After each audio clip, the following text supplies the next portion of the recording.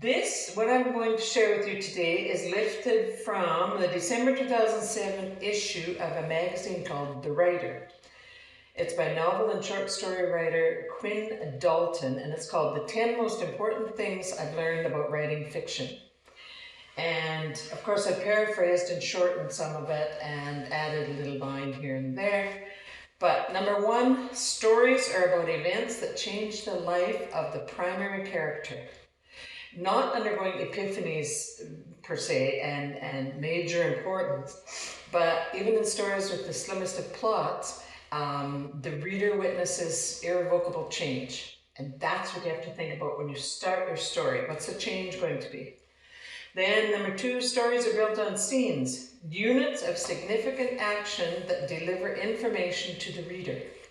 Revelations that continually raise the stakes of the story, where we want to know more and we stay riveted until the final line. And when you close a book and you wish there was more of it to read, that's when you know you've read a really good book or a really good story, when you reach the last line and wish there was more. Three, stories feature a character or characters we care about, whether we like them or not.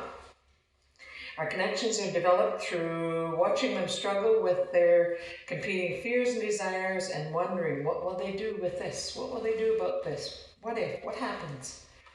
Characters talk, but they should not be the only vehicle for moving the story forward. There's other ways of doing it through narration or actions. Otherwise, dialogue becomes stilted and unconvincing. Janet Burnley references Aristotle's rather startling claim that man is his desire.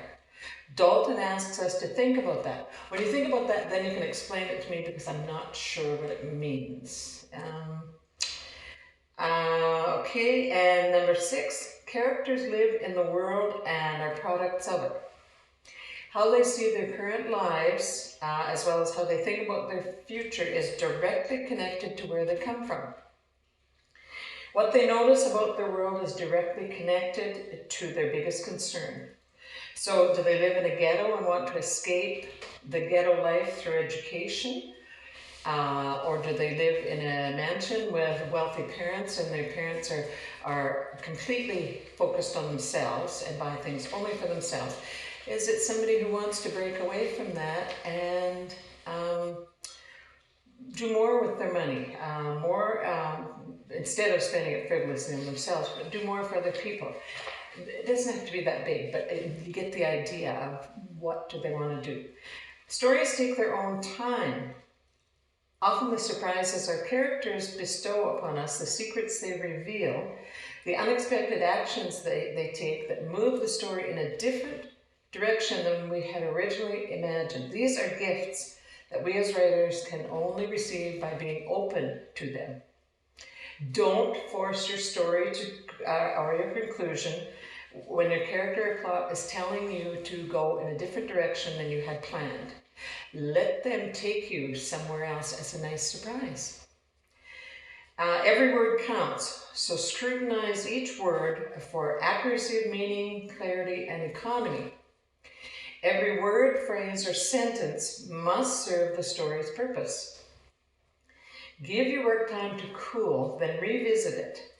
And by cooling, just step away from it for a little bit and then revisit it. Revision has a power, beauty, and a necessity in a story. Even though you may feel it's a pain in the arse, it's a good thing to do. Multi-genre author Fred Chappell has said, "I'm not a great writer, but I am a great reviser." And he gets things printed all the time. You should stretch to write beyond your gender, your age, your race, your familiar circumstances. You can write anything, but this does not mean you should write without respecting your subject and your character, or doing the necessary research, or assuming the risks that may attend some subject matter or artistic license. You can do it. Yes, writers do well to write about what they know, but what we know contains the universe, and the universe contains what we know.